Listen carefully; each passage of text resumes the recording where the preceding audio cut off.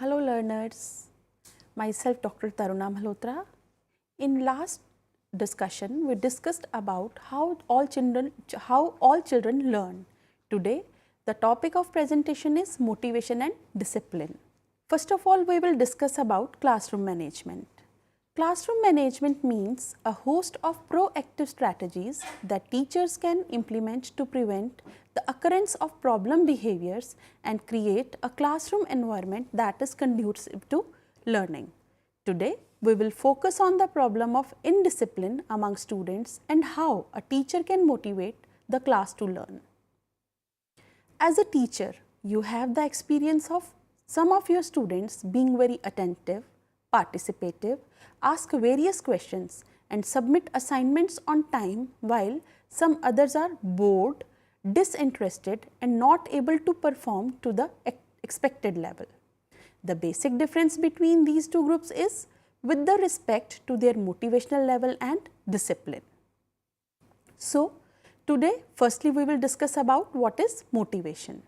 Motivation is an internal state or condition, sometimes described as a need, desire or want that serves to activate or energize behavior and give it direction. Motivation results from the interaction of both conscious and unconscious factors such as intensity of desire or need, means how the need is intensed, incentive or reward value of the goal, how the reward is valuable, expectations of the individual and of how his or her peers. Motivation. Motivation basically activates, means gets you going, then maintains, keeps you going, guides, determines where you are trying to go. In this way, it helps you to perform the behave. Motivation can be divided into two parts: intrinsic motivation or internal motivation, extrinsic motivation or external motivation. Now, let us discuss about intrinsic motivation. It arises from a desire to learn a topic due to its inherent interest for self-fulfillment, enjoyment and to achieve a mastery of the subject. It exists with the individual rather than relying on external pressures or desire for reward. Such kind of persons are known as perfectionists, are known as extremists, because they are motivated internally. Thus, intrinsically motivated or activated learners tackle assigned tasks willingly and are eager to learn classroom material, more likely to process information in effective ways, like by engaging in meaningful learning, and more likely to achieve at high levels. Now, what is extrinsic motivation? External motivation is motivation to perform and succeed for the sake of accomplishment a specific result or outcome. External motivation comes from influences outside of the individual. Common extrinsic motivations are rewards and the threat of punishment. Some students behave well because of extrinsic motivation, because of fear of punishment. Thus, extrinsically motivated learners may have to be persuaded or prodded, may process information only superficially and are often interested in performing only easy tasks and meeting minimal classroom requirements. However, extrinsic motivation is equally necessary. Now, ways to motivate the students. I am going to tell you some ways how we can tackle the students and how can we motivate the students. First one is ice-breaking session. Positive greetings at the door and pre-correct problem behavior. Positive verbal or non-verbal interactions with students to establish a positive classroom atmosphere as they walk into the class, like give a smile, give a good gesture to welcome them. Goal setting and performance feedback. For this, establish a reasonably ambitious behavioral goal for each student, keeping in mind the individual differences. Deliver periodic feedback to the students based on their progress towards goal attainment. In this way, they will be reinforced. Reward the individual students or the entire class for meeting present goal. Next is praise students in ways big and small. Recognize work in class, It can be big, it can be small, but the teacher should recognize the work in the class, should display good work in the classroom and send positive notes home to parents, hold weekly awards in your classroom, organize academic activeness rallies to acknowledge students' hard work. Next is spread excitement like a virus. Show your enthusiasm in the subject and use appropriate, concrete and understandable examples to help students grasp it. Firstly, try to make improvements in the subjects in which they are interested. After that, consider a different one so that they may feel excited to learn something new. Means the teacher has to involve herself or himself firstly, then the students can be involved easily in a new topic. Next is effective cueing systems.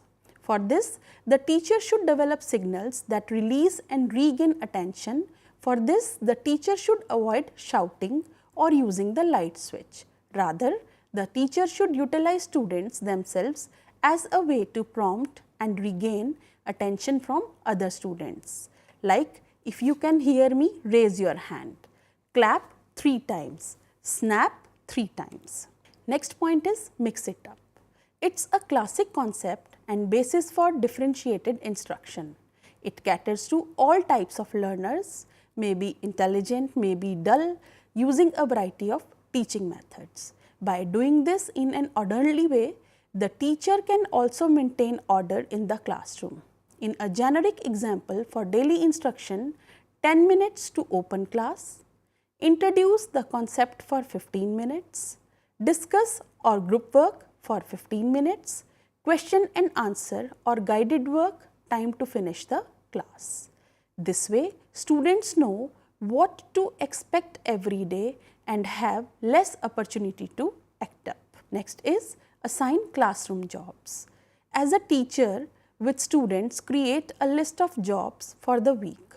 Using the criteria of your classroom requirements, let students earn the opportunity to pick their classroom jobs for the next week. These jobs can cater to their interest and skills. Classroom jobs examples are like attendance of the class, updating the calendar, cleaning the boards, putting up chairs, etc. Next point is introduce incentive programs. Incentives we all know which boost our behavior. The teacher can also translate this student empowerment into an incentive program. Students who attended class all week, completed all assignments and obeyed all classroom rules can be given incentive, like preparing some cultural act. It can be dance, drama or whatever he likes, or relaxation from some assignment. Next is 5:1 ratio of positive to negative interactions. Positive interactions consist of words, gestures like thumbs up or physical contact, pat on the shoulder. These have a positive quality to them. Helps students learn expected behavior and teachers and builds stronger relationship with students. Scolding or corrective statements work better in the context of a positive reinforcing environment. Relating lessons to students' life. Here, the teacher should try to relate the lesson to student's life so that the student may feel interested or feel motivated.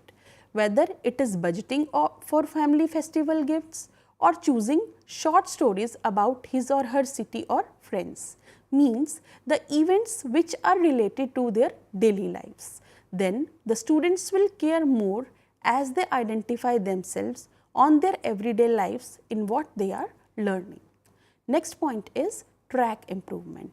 In some difficult classes, it can feel like a never-ending uphill battle, so try to remind students that they have come a long way.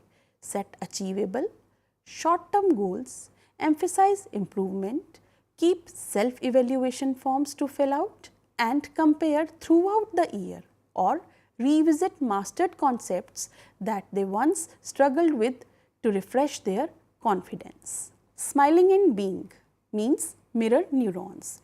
Neurons that fire when another person acts. Thus, the neurons mirrors the behavior of the other. It can be implemented like Students learn via modeling from teachers and peers. Students will treat us how we treat them. If we are good to them, they will be good to us. If we don't talk to them sweetly or softly, they will also be bad with us. Next is build connections. Set up a buddy system so students can contact each other or form study groups.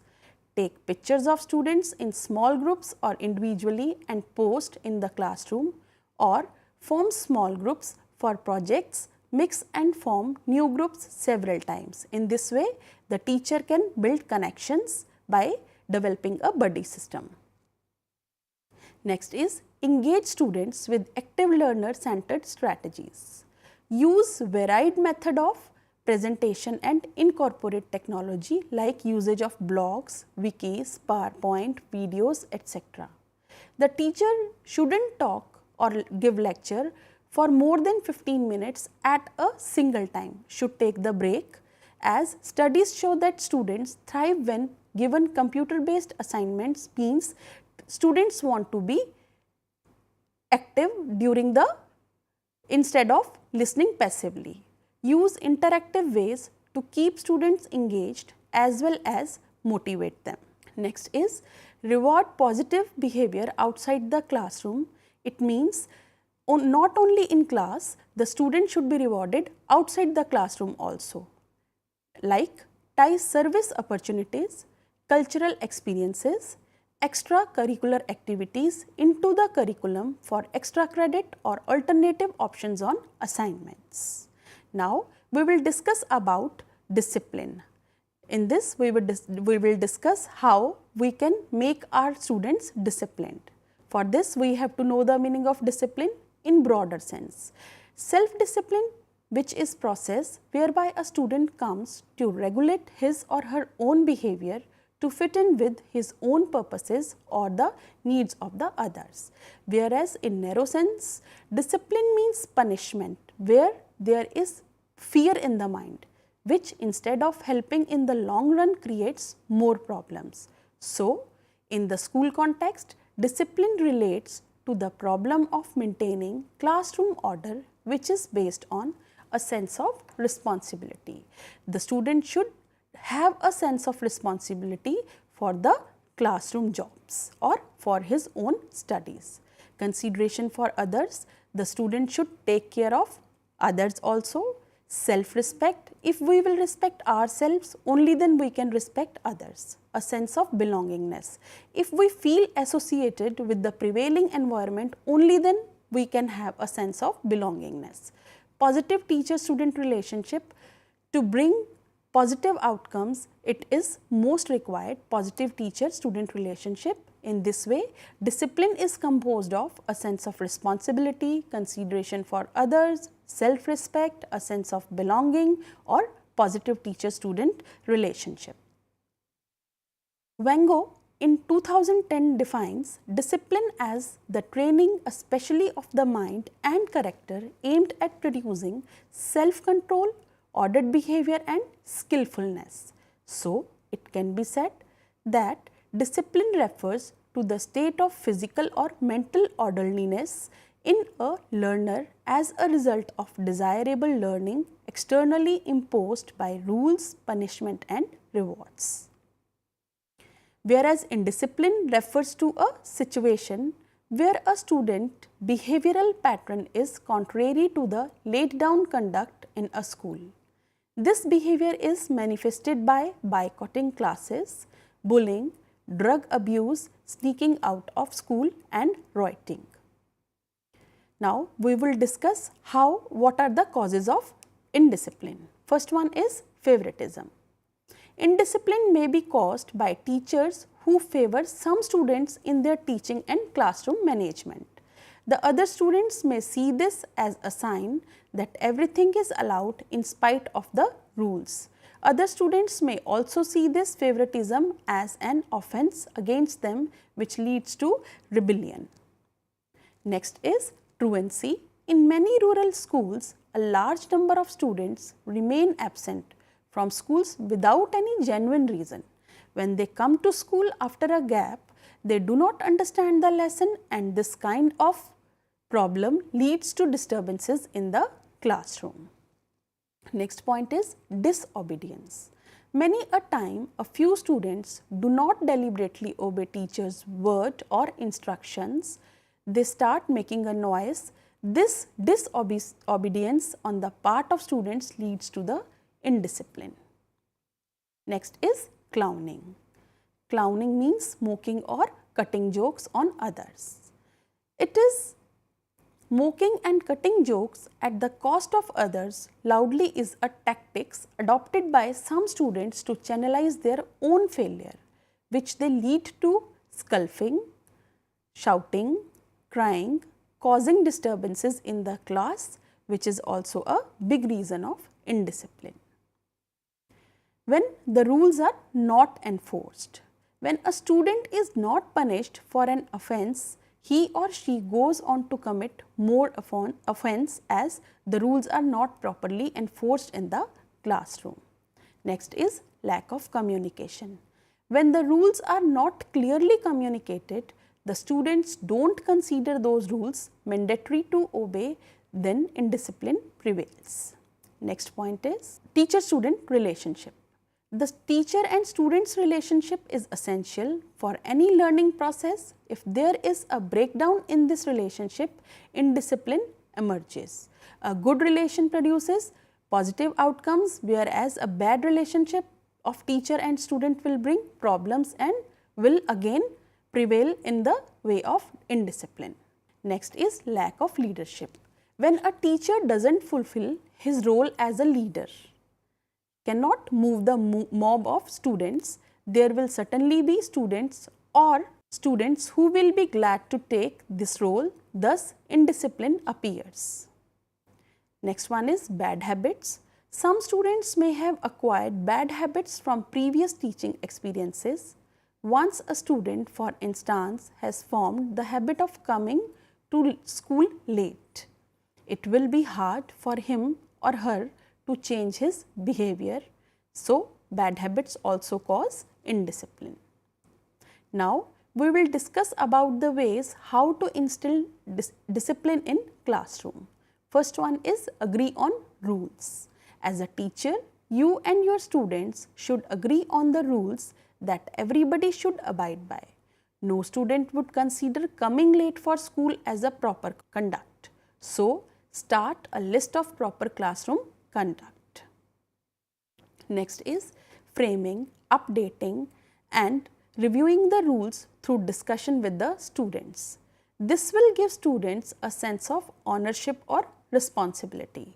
Effective teachers discuss with their students the reason for the necessity of rules, provide reasonable explanations for each rule and explain how the rules will help everyone succeed by making their class run smoothly. Novel instance of indiscipline may occur, that is why the rules and regulations may undergo updates or reviews from time to time. Next is avoid unnecessary ambiguity. Refrain from giving a long list of prohibitions and restrictions you expect to maintain. There should be not very much no and never. Adopt a task-oriented attitude. Engage students in a variety of tasks which are both challenging and interesting to instill the discipline among students. Ensure that unfavorable conditions are minimized. Factors like provision of space, light, adequate materials, lessening of time pressure and other irritants must be taken care of to instill discipline. Next is appropriate atmosphere. Things that will prevent students from getting involved in discipline should be discouraged and prevented. Communication. There should be proper, good communication of the rules concerning discipline in the classroom. Manifest concern for the students. Fatigue and boredom on the part of students invite disciplinary troubles, therefore provide a variety of challenging tasks and switch smoothly from one activity to other before apathy or restlessness sets in. Next is maintain contact with the whole group. The teacher should maintain the contact with the whole class even though much of the attention is directed to the problems of an individual child. The teacher should move around the class while teaching. Students shouldn't get the feeling that they are not being watched carefully. Now, some of disciplinary actions, they should be in such a way that defaulters will not want to be disciplined second time after defaulting for a first time. First one is oral warning. When an offence is not that serious or when an offender is a first offender, he can be given oral warning. This should be done in a quiet area in the classroom or just outside the door as not to embarrass the child. Next is actions. When the offence persists, one of the following actions follow: timeout, detention, notice to parents. Informing parents. If the same offender persists again with his disruptive behavior, parents are informed of previous inappropriate behaviors and the student is warned that if the indiscipline continues, a behavior plan will be in place. Suspension. If an offence is strong, the student may be suspended for a day or two and more action should follow. The offender should be referred to a board specialist, a behavior specialist, and parent conference is called. Disciplinary action is always carried out in sequence. It should also be favorable that disciplinary action be undertaken in such a way that offenders are discouraged to repeat or commit another disruptive behavior. To sum up, it can be concluded, develop learning environment in your classrooms congenial to your students' learning, group students appropriately to promote effective learning in the classroom, facilitate individualized and group learning in your classroom, plan for optimum use of the available space and time in the classroom for children's learning, organize different types of sitting arrangements for different activities while employing activity-based approach in the classroom learning, motivate students for learning and maintain classroom discipline for smooth conduct of learning activities. So, in the last, thank you.